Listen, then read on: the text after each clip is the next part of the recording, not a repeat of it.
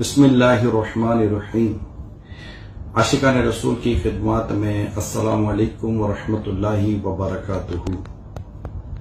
مجھے دو وضاحتیں کرنی تھی۔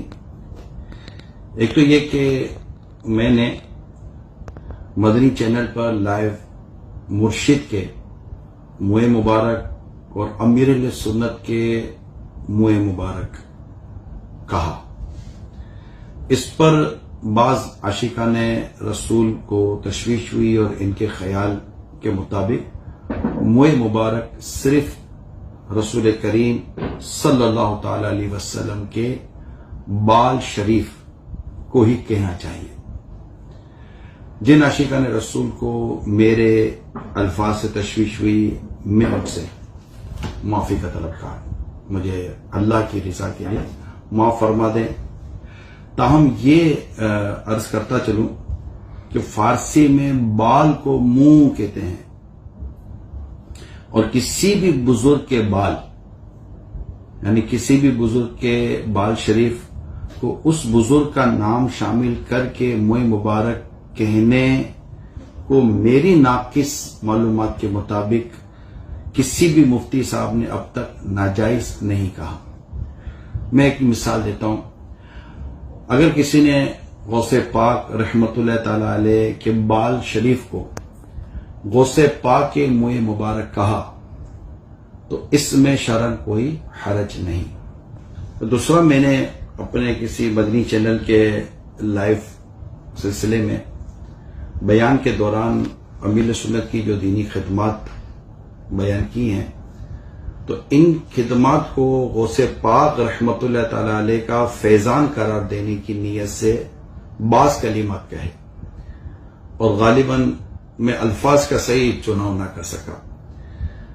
اس کی وجہ سے کچھ عاشقان رسول کو اشتباہ ہوا اور یہ تاثر لیا گیا کہ معاذ اللہ میں اپنے پیر کو سرکار غوث اعظم رحمت اللہ تعالی علیہ کے برابر ثابت کرنے کی کوشش کر رہا ہوں۔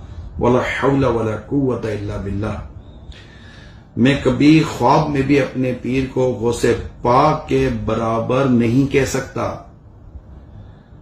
الحمدللہ عز وجل میرے پیر ہی کے ذریعے مجھے غوث پاک کی سچی پہچان ہوئی ہے، اور الحمدللہ سرکار غوث اعظم رحمت اللہ تعالی علیہ بلکہ جملہ اولیاء کرام کی محبت جو آج میری نس نس میں بسی ہوئی ہے، وہ میرے پیر و مرشد امیر اہل سنت ہی کا صدقہ ہے۔ اگرچہ میرے مذکورہ بیان میں کسی نے شرعی غلطی کی نشاندہی نہیں کی، تاہم اس معاملے میں چونکہ کچھ عاشقان رسول کو تشویش ہوئی ہے، لہذا ان سے معذرت کا طلبگار ہوں۔ دعوت اسلامی تمام عاشقان رسول کی مدنی تحریک ہے۔ میری آپ سب سے درخواست ہے کہ بڑھ چڑھ کر دعوت اسلامی کا ساتھ دیں، دعوت اسلامی کا مدنی کام کرتے رہیں۔ اب آخر میں خصوصاً میں سوشل میڈیا کے یوزر اور عموماً تمام عاشقان رسول کی خدمت میں فتاوی رضویہ شریف جلد اول یعنی جلد فرسٹ پہلی جلد کے پیج نمبر 691 پر دیا ہوا ایک جزیہ برائے غور و فکر پیش کرتا ہوں۔ امام اہل سنت مجدد دین و ملت اعلی حضرت مولانا شاہ امام احمد رضا خان رحمت اللہ تعالی علیہ فتاوی رضویہ شریف میں لکھتے ہیں، مسلمان کا حال حتی الامکان صلح یعنی اچھائی پر حمل کرنا یعنی گمان کرنا واجب ہے۔